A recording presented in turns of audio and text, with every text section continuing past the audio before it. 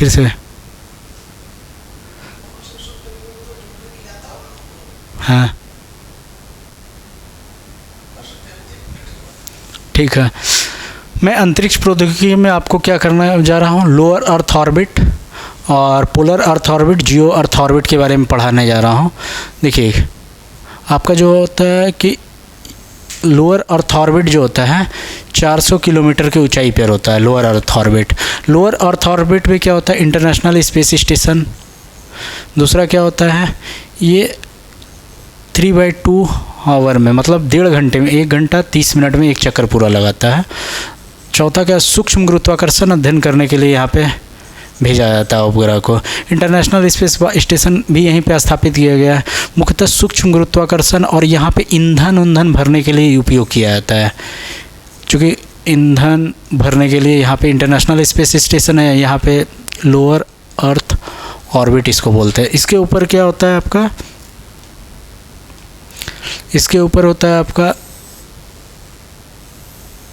इसके ऊपर होता है polar earth orbit. Polar earth orbit क्या होता है, 1000 किलोमीटर ऊंचाई पे होता है। पोलर अर्थ ऑर्बिट में होता है पोल टू पोल, ये पोल टू पोल चक्कर लगाता है। यहाँ पे जो उपग्रह आपके लॉन्च होंगे, यहाँ पे उपग्रह लॉन्च होते हैं मुख्यतः भूमि सर्वेक्षण, सीमा सुरक्षा, फसल को मापता है, सीमा सुरक्षा, भूमि संरक्षण। और दूसरा क्या होता है, अंडरग्राउंड वाटर के लिए भी होता है। ये यूपीएससी में पूछा था, जो आपका पोलर यहाँ पे जो लॉन्च किया जाता है उपग्रह से लोअर पोलर अर्थ ऑर्बिट के पास, यहाँ पे जो होता है भूमि के अंदर जो पानी होता है उसका सर्वेक्षण होता है। हाँ, इसी से होता है।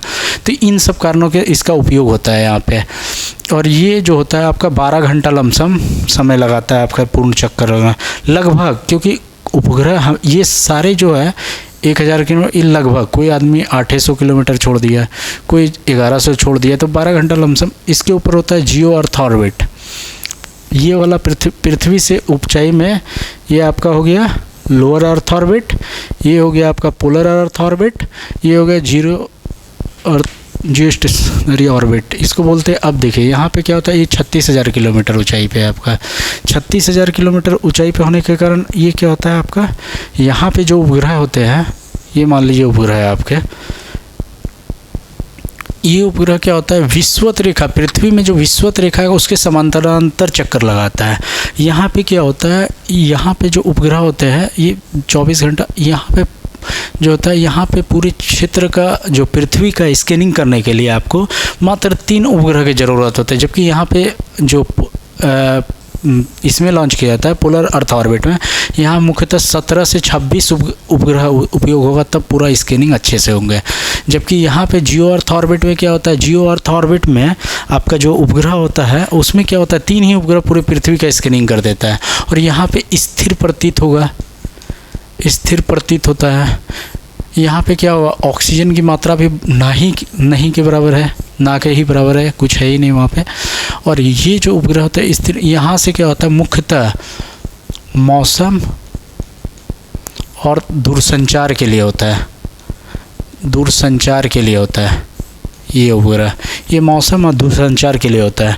अच्छा, अब आप लोगों को मैं इस पे भी दिखा देता हूँ। ये पोलर सैटेलाइट, ये जो आपका है, ये वाला, ये जो देख रहे हैं पोलर अर्थ ऑर्बिट वाला है, ये वाला पोल टू पोल चक्कर कर रहा है। ये देखिए, ये पोल है ना आपका, ये पोल टू पोल चक्कर लगा रहा है पोलर, ये पोलर अर्थ ऑर्बिट वाला पोल टू पोल चक्कर लगा रहा है। और ये देखिए, ये लोअर आपका जियो अर्थ ऑर्बिट है, ये विषुवत रेखा के समानांतर चक्कर लगा रहा है। देखिए ये विषुवत रेखा है, ये देखिए जियो स्टेशनरी ऑर्बिट वाला जो है, ये क्या कर रहा है, विषुवत रेखा के समानांतर चक्कर लगा रहा है। इसके ऊपर जो होता है जियो अर्थ ऑर्बिट के ऊपर, ये मान के चलिए हायर अर्थ ऑर्बिट बोला जाता है उसको। इसके बारे में उतना कम ही पूछा जाता है, तो आपको यही 3 के बारे में सबसे ज़्यादा पूछे जाएंगे। यहाँ पे जो होता है, अब आपका जो उपग्रह होता है, यहाँ पे आपको फिर दूसरी तरह, अब देखिए यहाँ पे क्या होता है, अब दोनों को हम आपको बता देते हैं। उपग्रह प्रणाली में जा रहे हैं हम आपको।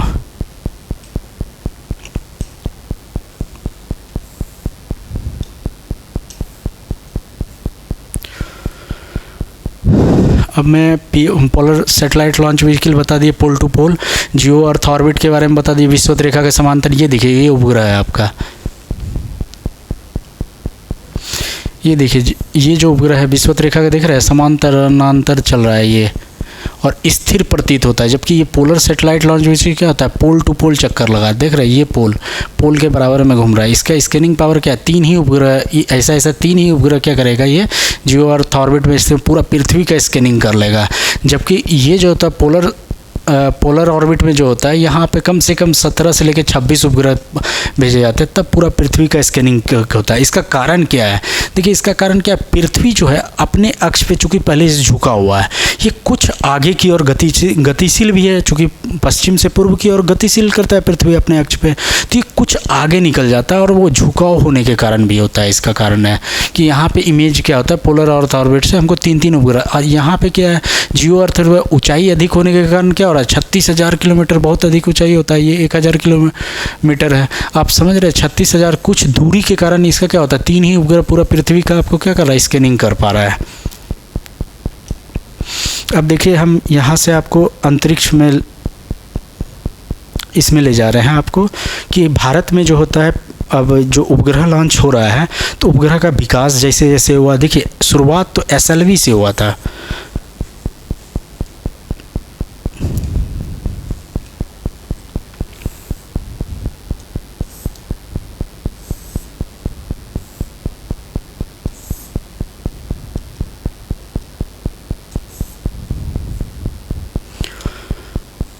देखिए अब यहाँ पे देखिए, यहाँ पे भारत में जो उपग्रह प्रक्षेपण यान जो बना है, तो ये यान है एक प्रकार का। ये ऐसा देखिए, ये 2 प्रकार का होता है, एक होता है यान, एक होता है आपका क्या होता है, अंतरिक्ष यान, और एक उपग्रह भेजा जाता है। उपग्रह क्या होगा, किसी से तो भेजा जाएगा, तो उपग्रह देखिए 2 उससे भेजा जाता है। अब देखिए पोलर अर्थ ऑर्बिट में और एक होता है जियो स्टेशनरी ऑर्बिट। इसमें क्या होता है, इसमें मुख्यतः GSLV का इस्तेमाल होता है, GSLV का इस्तेमाल होता है, क्योंकि ये ऊंचाई अधिक है, 36,000 किलोमीटर है ऊंचाई अधिक। ये क्या होता है, 1000 से 1200 किलोमीटर तक यहाँ पे PSLV जो है हमारे यहाँ ऊंचाई कम और वेट भी कम ले जाता है। GSLV क्या अधिक ऊंचाई ले जाता है और वेट भी ज़्यादा ले जाता है। तो जियो अर्थ ऑर्बिट चूँकि ऊंचाई अधिक होने के कारण यहाँ पे ऑक्सीजन की मात्रा कम है, तो इसलिए क्रायो इंजन का इस्तेमाल होता है। जो देखिए ये क्रायोजेनिक होता है, इसलिए इस ऑर्बिट में भेजा जाता है। और अब देखिए अंतरिक्ष विकास कार्यक्रम में जब हमारे लॉन्च हुआ, SLV से शुरुआत हुआ, पहले SLV आया। SLV में क्या हुआ, तीनों का तीनों सॉलिड लिक्विड है, सॉलिड ही था, तीनों जो चरण थे ऑल सॉलिड था। उसके बाद ASLV आया, ASLV में भी क्या था, टोटल सॉलिड था। देखिए यहाँ नीचे आपका ऑल चरण क्या था, सॉलिड था। उसके बाद जब PSLV आया, PSLV से भारत ने क्या किया, हमको चूँकि अधिक दूरी तक भेजने के लिए सॉलिड ईंधन से ज़्यादा क्या होता है, लिक्विड ईंधन ज़्यादा देर चलता है। और इससे क्या होता है, देखिए इसमें क्या हुआ, 4 चरणों वाला बना दिया यहाँ पे, सॉलिड लिक्विड। ये यहाँ PSLV में क्या हुआ, 4 चरणों वाला हो गया, सॉलिड लिक्विड करके आ गया आपको। अब इसमें क्या हुआ, यहाँ पे जो लिक्विड वाला हो गया, सॉलिड से जब लिक्विड में जाता है तो लिक्विड में क्या होता है, कहीं पे भी अचानक रुक सकता है। जबकि सॉलिड में एक बार यदि आग लगता था तो उसके इंजन में से आग छुड़ाने में भी दिक्कतें होती थी, इसलिए लिक्विड का आविष्कार। लिक्विड में जहाँ पे रोक दिए, मतलब उसमें इंजन में नहीं गया, वहाँ पर वो रुक जाता है। चाहे आप बाइक ही जैसे चलाते हैं, जहाँ पर लिक्विड आपका ईंधन खत्म होगा, वो खत्म हो गया। यदि कोयला में आग पकड़ा है तो वो तब तक नहीं भुजता है जब तक वहाँ पूरा नहीं जल जाए। इसलिए यहाँ पे सॉलिड और लिक्विड का इस्तेमाल हुआ। लिक्विड का इस्तेमाल होने के कारण क्या हुआ, ये अधिक वेट ले जाने लगा। ASLV से ज़्यादा क्या होने लगा, ज़्यादा वेट आपको दिखा रहा, देखिए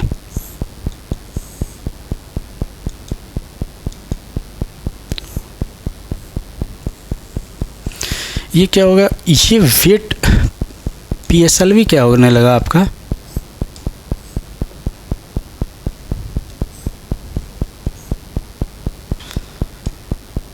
PSLV में आपका क्या होने लगा, एक तो वेट ज़्यादा ले जाने लगा, दूसरी बात ऊंचाई ये अधिक था, ये 1000 किलोमीटर के लमसम ले जाने लगा। उसके बाद क्या हुआ, अंतरिक्ष कार्यक्रम में फिर आया आपका यहाँ पे जो आपका विकास हुआ, PSLV से क्या क्या लॉन्च होता है आपको बता दिए कि पृथ्वी का मैपिंग होता है, सीमा सुरक्षा के लिए इस्तेमाल होता है, आपकी विशेषता बता रहे हैं सीमा सुरक्षा के लिए, और ये क्या था भूमिगत जल के लिए, भूमिगत जल निरीक्षण के लिए, कृषि उत्पादन, किसका गेहूं का उत्पादन क्या हुआ, मौसम ये कृषि पे क्या प्रभाव पड़ेगा, इन सब का PSLV से लॉन्च किया उपग्रह लॉन्च किया जाता है। और 1000 के lower earth orbit polar earth orbit में ही लॉन्च किया जाता है। उसके बाद आया GSLV मार्क 2 में क्या हुआ, ये इसमें पहली बार क्रायोजेनिक इंजन का इस्तेमाल हुआ। ये जो क्रायोजेनिक इंजन था, चूँकि अधिक ऊंचाई होने के कारण क्या हो रहा था, यहाँ पे दिक्कत ये हो रहा था, देखिए 2200 से 2500 किलोमीटर जा रहा था, ऑक्सीजन की मात्रा ना के बराबर था, इसलिए क्रायो को कहा था।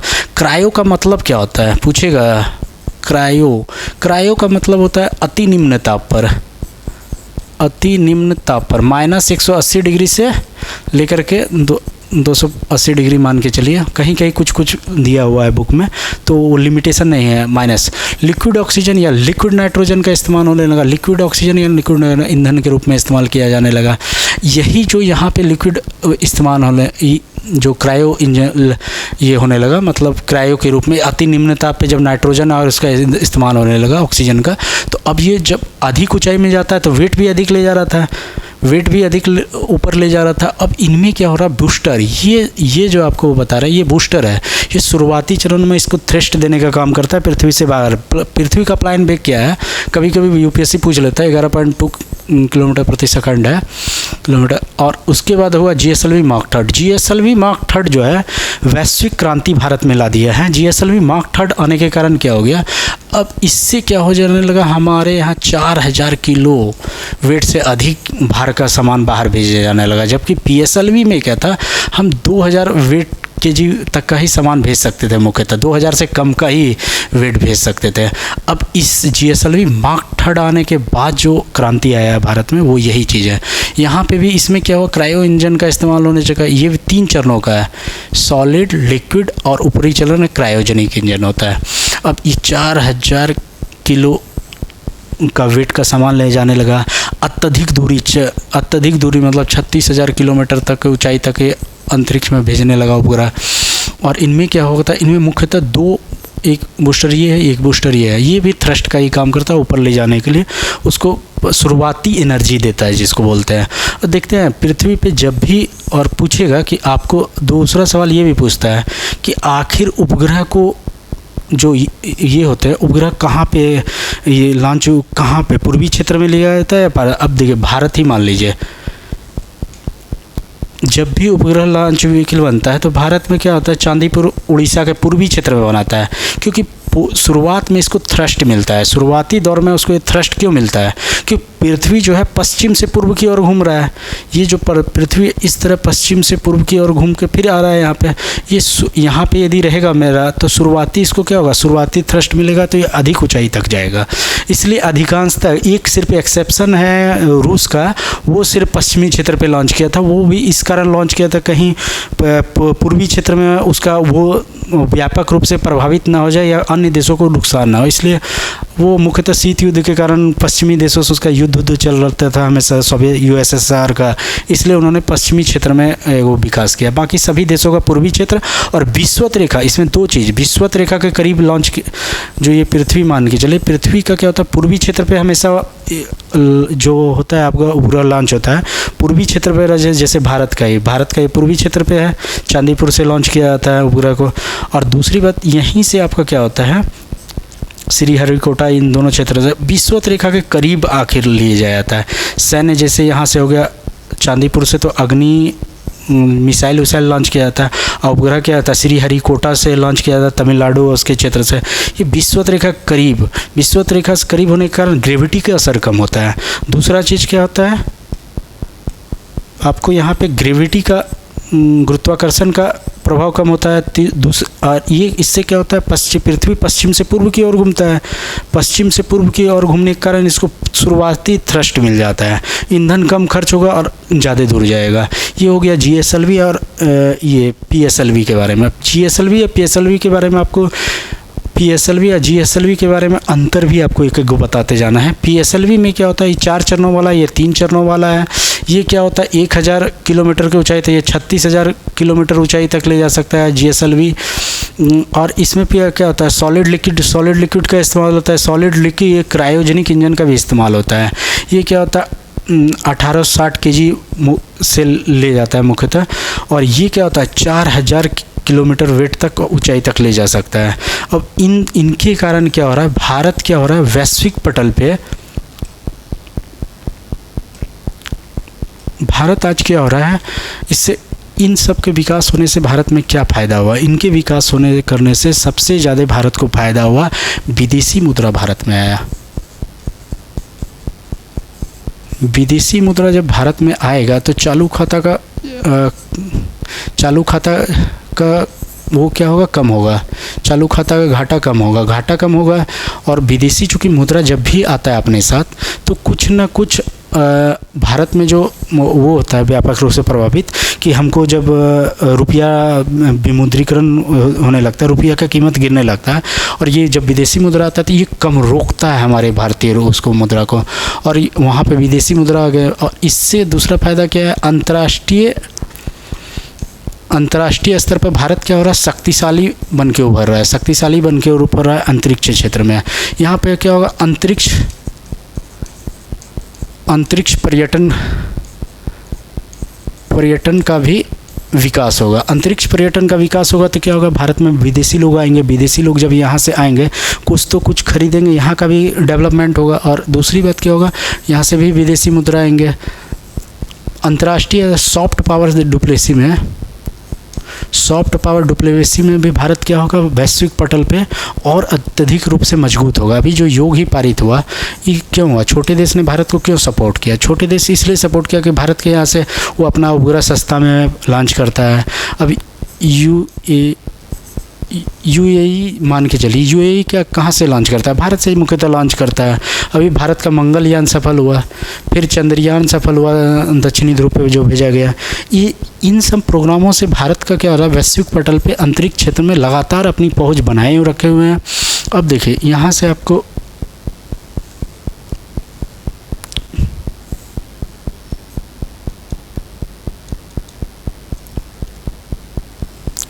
देखिए, ये बूस्टर क्या कर रहा है, थ्रस्ट का काम कर रहा है। ये दोनों बूस्टर जो लगा हुआ है, ये क्या कर रहा है, थ्रस्ट से ये आग पीछे की ओर छोड़ रहा है, ये ऊपरी क्षेत्र में जा रहा है।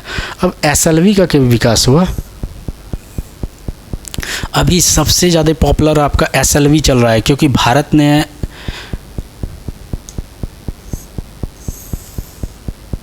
देखिए SLV में क्या हुआ। अब SLV में जो आया, ये स्मॉल सैटेलाइट लॉन्च व्हीकल है। इससे क्या हुआ, ये जो है आपका 500 किलोमीटर ऊंचाई तक ले जाएगा। हल्का लोअर अर्थ ऑर्बिट में ले जाएगा, 500 kg तक का वेट ले जाएगा।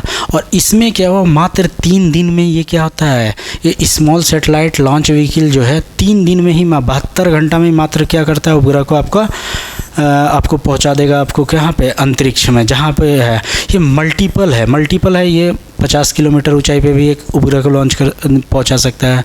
100 किलोमीटर, एक ही उपग्रह क्या होता है, 100 किलोमीटर पे उपग्रह को रख सकता है। दूसरा होगा 200 किलोमीटर की ऊंचाई पे रख सकता है।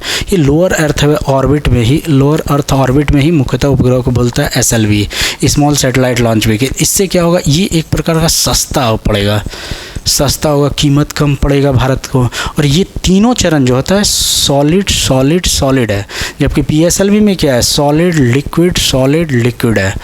और ये क्या होता है, इनमें एक चीज़ और है कि ये भारत ने बहुत देर से डेवलपमेंट किया, नहीं तो भारत का क्या होता है, बहुत ज़्यादा बचत होता है यहाँ पे। और वैश्विक पटल पे बहुत तीव्र गति से भारत यहाँ पे विकास करता है, क्योंकि यहाँ पे सबसे कम लागत यदि लग रहा है सूक्ष्म उपग्रह को मुख्यतः लॉन्च करने में, तो यही चित्र है। और ये क्या होता है, मल्टीपल यूज हो रहा है, देख रहे हैं, एक तो एक से अधिक सैटेलाइट ले जा सकता है, एक से अधिक उपग्रह को ले जा सकता है, एक से अधिक कक्षा में रख सकता है, एक से अधिक कक्षा में स्थापित कर सकता है। मतलब देख रहे हैं 50 किलोमीटर पे भी कर रहा है, 100 किलोमीटर पे भी कर रहा है, 150 किलोमीटर पे भी कर रहा है। ये देखिए कक्षा अलग अलग कक्षा में भी कर रहा था। ये मुख्यतः 500 केजी तक का ही वेट ले जा सकता है, अधिक से अधिक 500 केजी का वेट का ही ले जा सकता है। अब इनके कारण क्या हो रहा है, ये SLV भारत से SLV जो चाह रहा है भारत, SLV का क्या हो रहा है और अधिक उन्नत रूप लाने का प्रयास कर रहा है। और भारत अब चाह रहा है क्या है कि हम गगनयान प्रोग्राम को भी यहीं से टैकल करें। गगनयान प्रोग्राम से क्या होगा, भारत का गगनयान प्रोग्राम में हमें GSLV जो है आपका GSLV मार्क 3, इसका क्योंकि वेट अधिक होने के कारण GSLV मार्क क्या है 4000 केजी ऊपर ले जा सकता है। और इसके GSLV मार्क 3 आने से हमारा गगनयान प्रोग्राम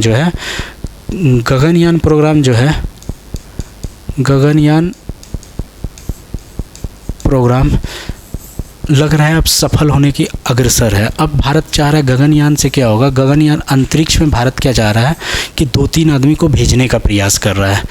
अब मान लीजिए अंतरिक्ष में आदमी जाएगा भी, वहाँ से वापस पृथ्वी पे आएगा, पृथ्वी से पहले गया अंतरिक्ष में, अंतरिक्ष से फिर वापस पृथ्वी पे लाएगा। इससे क्या होगा, भारत को वहाँ पे इस जगह पे क्या होगा, आपको वहाँ पे अंतरिक्ष में भारतीय गुरुत्वाकर्षण, विभिन्न प्रकार के प्रोग्राम, अंतरिक्ष में जो खनिज संसाधन है उसको वहाँ से लाने में, जो चंद्रमा अंतरिक्ष में जितने खनिज संसाधन है उसमें उपयोग किया जा सकता है।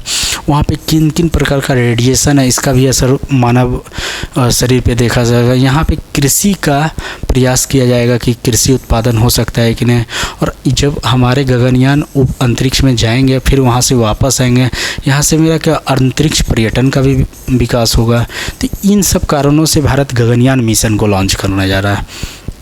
अभी तो भारत चाह रहा है कि, और दूसरा इंटरनेशनल स्पेस बारे में आपको एक चीज़ और बताना था। इंटरनेशनल स्पेस स्टेशन 2030 तक भारत बोल रहा है कि इंटरनेशनल स्पेस स्टेशन में लोअर अर्थ ऑर्बिट में भारत इंटरनेशनल स्पेस स्टेशन भी बनाने वाला है। छोटे स्तर पे ही बनाएंगे लेकिन बनाएंगे। अभी तो 2 ही चीज़ है, इंटरनेशनल स्पेस और चाइना का एक 3 कुनकश के नाम है, वो चीज़ है। 2 ही अभी इंटरनेशनल स्पेस स्टेशन है। वहाँ पे क्या होता है, इंटरनेशनल स्पेस स्टेशन में आपको पता, इंटरनेशनल स्पेस स्टेशन में क्या होता है, जो अब स्टेशन है, चूँकि स्टेशन का काम क्या होता है, यहाँ पे एक तरह से आया, बहुत सारा उपग्रह जुड़े होते हैं और वो रास्ते होते हैं ईंधन भरने के लिए। मान लीजिए मेरा कोई यान आया, यान का ईंधन ही ख़त्म हो गया, ईंधन ख़त्म हो गया, तत्कालीन ईंधन का ज़रूरत पड़ा तो यहाँ पे ईंधन भर लिया। दूसरा सूक्ष्म गुरुत्वाकर्षण के लिए, सूक्ष्म गुरुत्वाकर्षण अध्ययन इसलिए करना ज़रूरी है कि मानव बॉडी पे क्या प्रभाव पड़ रहा है। दूसरा कृषि, क्या अंतरिक्ष में कृषि का विकास हो सकता है या सूक्ष्म गुरुत्वाकर्षण में क्या होगा मानव बिहेवियर पे। इंटरनेशनल स्पेस स्टेशन का चौथा क्या है, वैश्विक पटल पे जो होता है ना, वैश्विक पटल पे भी भारत को क्या होता है, वर्चस्व बनाने में काफ़ी अग्रसर होता है। अभी मान लीजिए अमेरिका का है, अमेरिका का क्या, अमेरिका चाहे तो हमारे ईंधन भरने देगा चाहे नहीं देगा, उन पे डिपेंडेंट होता है। तो इन सब कारणों से भारत क्या कर रहा है, 2030 तक बोला है हम भी लोअर अर्थ ऑर्बिट में अपना इंटरनेशनल स्पेस स्टेशन बनाएंगे।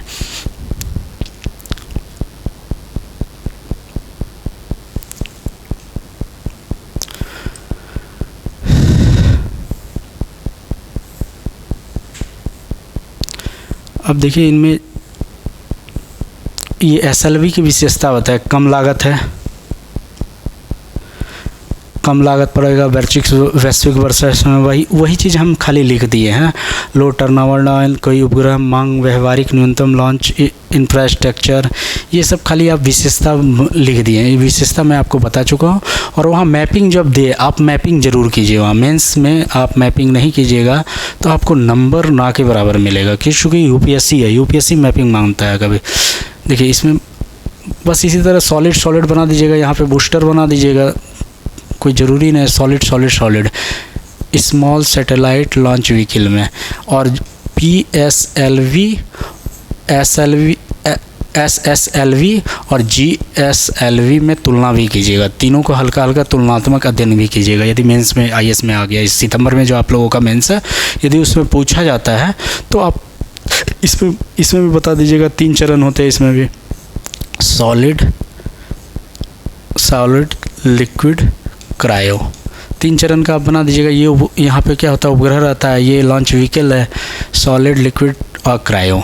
यहाँ पे बता दीजिएगा नॉर्मली 4 चरण वाला होता है, सॉलिड, लिक्विड और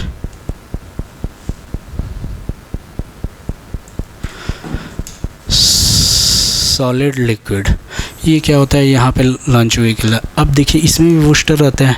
बस इस तरह हल्का ही फ़ोटो बनाइएगा, उस समझ जाएगा लड़का इसका आइडिया है, मतलब उसमें उसको ज्ञान है तभी ये बना पा रहा है, इतना नहीं तो नहीं। और ये जो आगे की और प्रयास, आगे जो बढ़ता है, कैसे बढ़ता है आगे, तो देखिए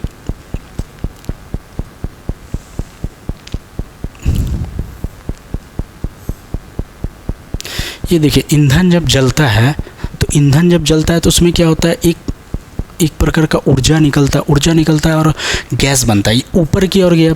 पहले भी जो भारत में ट्रेन चल रहा था तो गैस इंजन से ही चलता था विश्व स्तर पे। तो ये ऊपर की ओर थे, नीचे की ओर गति लगाया, ये नीचे की ओर लगाया, ये ऊपर की ओर गया। ये बूस्टर ही शुरुआती दौर में क्या कर रहा है, आपको थ्रस्ट का काम कर रहा है। शुरुआती दौर में ये बूस्टर ही आपको क्या कर रहा है, पृथ्वी से बाहर।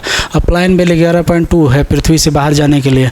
ये शुरुआती दौर में यदि बूस्टर काम कर दिया तो ये लंबे समय तक अंतरिक्ष में लंबी दूरी तक की यात्रा कर पाएगा, इसलिए मुख्यतः बूस्टर लगाया जा रहा है, ये बूस्टर। और अंतरिक्ष कार्यक्रम में अभी तो मैं SLV तक ठीक है, और अगले क्लास में आपको मैं पूरे विश्लेषण करके बताते जाऊंगा PSLV। लेकिन अभी आपको हम PSLV और GSLV का पहले ही बता चुके हैं, लेकिन ये याद रखिएगा ये मुख्यतः मौसम संबंधित होता है। मौसम दूरसंचार अभी जो EVM में हो रहा है, EVM जो मशीन है अभी बोटिंग जो हो रहा है इसी से हो रहा है। और PSLV में क्या लिख दीजिएगा, भूमि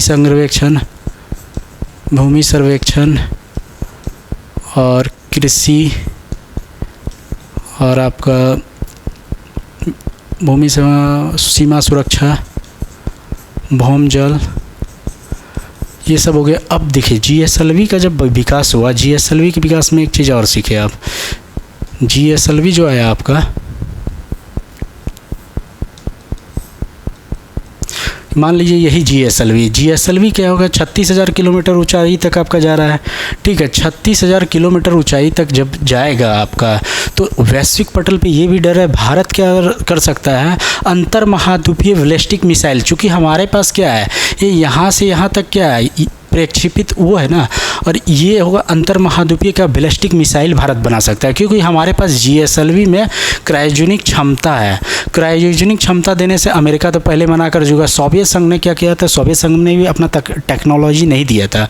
तो इतना हिस्ट्री में नहीं जाएगा, खाली जब भूमिका लिखेगा आप तो थोड़ा सा बोलिएगा। जब GSLV की भूमिका लिखेगा तो यदि GSLV स्पेशल पूछे तब, यदि सब पूछे तो बोलिएगा SLV से विकास हुआ, GSLV तक आया। GSLV का हमारे क्रायोजेनिक तकनीक देने से सोवियत संघ USS अमेरिका के दबाव में देने के लिए नहीं अगर सवाल, लेकिन उन्होंने क्या किया, 2-3 वो दे दिए हमको, मिसाइल दे दिए, वो दे दिए, लॉन्च व्हीकल दे दिए कि आप इसको देख के आप बना सकते हैं या आप इससे लॉन्च कर सकते हैं। एक वो दे दिया कि आप बनाइए या क्या करना है। फिर भारत के वैज्ञानिक ने धीरे धीरे इसका भी डेवलपमेंट किया, ये हो गया। और GSLV से कारण यही मुख्यतः डर वैश्विक पटल पे इसी कारण है कि अंतर महाद्वीपीय बैलिस्टिक मिसाइल बना लेगा तो कहीं भारत यहाँ बैठे बैठे अमेरिका को, जैसे अग्नि 5 है उसी तरह भारत ऐसे ही बैठे बैठे अमेरिका तक कहीं अटैक नहीं करते, इसलिए अंतर्राष्ट्रीय स्तर पे एक दबाव भी बनता है। जैसे अभी हमारे पास 5,000 से 8,000 बोल रहा है किलोमीटर तक की अग्नि मिसाइल, 5,000 मान के चलते हैं। अग्नि 5 मिसाइल है 5,000 किलोमीटर, तो हमने क्या करना है, इसी के ऊपर तो खाली यहीं पे चेंज करना होता है हमको, यहीं पे रख देंगे परमाणु हथियार, इधर घुमा करके आपको छोड़ देंगे अमेरिका इधर 5,000 किलोमीटर। यही हमको 36,000 किलोमीटर ये GSLV में हम डाल देंगे, GSLV 36,000 हम यहाँ से बैठे बैठे हम अमेरिका में दूरी तक नाप देंगे।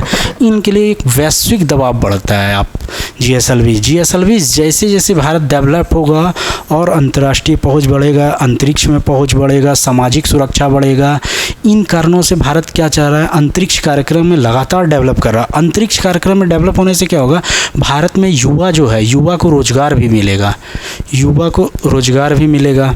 दूसरी बात क्या होगा, युवा को रोजगार कैसे मिलेगा, विदेशी लोग जब आएगा अपना प्रक्षेपण करने तो वो क्या करेगा, उपग्रह लाने ले जाने में तो भारतीय ही रहेंगे। उसके बाद क्या होगा, भारत ज़्यादा काम होगा, वर्कर ज़्यादा ज़रूरत पड़ेगा इसरो को। उसके बाद यहाँ से आइए, क्या विदेशी मुद्रा तो आ ही रहा है, वहाँ से आदमी आएगा। अब जब ये रहेगा तो विश्व क्या चाहेगा, भारत से निकटता बढ़ाना चाहेगा। अभी देखिए अमेरिका का ही बहुत सारा उपग्रह भारत से प्रक्षेपण किया गया, क्यों, क्योंकि लागत सस्ता पड़ रहा था वहाँ के स्टूडेंट को। और जब स्टूडेंट को ही उपग्रह, छोटा नैनो उपग्रह लॉन्च करना होगा तो भारत आएगा। क्योंकि भारत में मान लीजिए 2000 में काम हो रहा है, अमेरिका में 10,000 रुपये में ले रहा है, तो सारे छात्र क्या करें, माइक्रो जो उपग्रह लॉन्च करने रहेंगे भारत में आएंगे, SLV से, ऐसा स्मॉल सैटेलाइट लॉन्च व्हीकल से लॉन्च करवाना चाहेंगे। तो इन सब कारणों से भारत में क्या होगा, छात्र भी आना चाहेंगे। अब चूँकि हमने मंगल पे भी सफलता प्राप्त कर लिया है और चंद्रमा पे भी, तो इनके कारण और ज़्यादा हमको अंतरिक्ष क्षेत्र में प्रभाव पड़ रहा है वैश्विक पटल पे। और कहीं ना कहीं भारत वैश्विक महाशक्ति की ओर बढ़ रहा है। अभी वैश्विक महाशक्ति की ओर अंतरिक्ष, सैन्य और अर्थव्यवस्था तीनों जरूरी होता है। और हमारे पास क्या हो रहा है, अब धीरे धीरे हम अंतरिक्ष क्षेत्र में स्टेबल हो रहे हैं। हम अर्थव्यवस्था में, वैश्विक अर्थव्यवस्था है ज़रूर, और जनसंख्या भी तीसरी स्तर पे है, और परचेजिंग पावर पैरिटी हम तीसरे स्तर पे आ चुका है। लेकिन इससे नहीं होगा जब तक हम अंतरिक्ष क्षेत्र में डेवलप नहीं करेंगे। अब देखिए अमेरिका क्या कर रहा है, अंतरिक्ष आर्मी तक बना रखा है, USSR रूस भी अंतरिक्ष आर्मी बना रखा है, तो क्या भारत पीछे रहेगा, नहीं। तो ये इन सब कारणों से गगनयान लगातार प्रयास कर रहा है कि भारत भी अंतरिक्ष में अपने आर्म फोर्स को बना ले, अंतरिक्ष आर्मी का विकास करे, और अंतरिक्ष में भी हम अपना पर्यटन, अंतरिक्ष से वहाँ जितना खनिज संसाधन है यहाँ पृथ्वी पर ला के उसका उपयोग करें, चाहे अंतरिक्ष क्षेत्र में हो, चाहे यहाँ ऊर्जा के क्षेत्र में हो। जैसे अंतरिक्ष में हम क्या करेंगे, जब गगनयान मेरा सफल रहेगा तो मैं अंतरिक्ष से ऊर्जा का डेवलपमेंट करूँगा। यहाँ परमाणु ऊर्जा क्यों लगाएंगे, कोयला क्यों जलाएंगे, वहीं पे हम ऐसा चांद डेवलप कर देंगे, दिन भर पृथ्वी को रोशनी देता रहेगा। इन सब कारणों से हम अंतरिक्ष प्रौद्योगिकी को आगे बढ़ रहे हैं। ठीक, थैंक यू सर।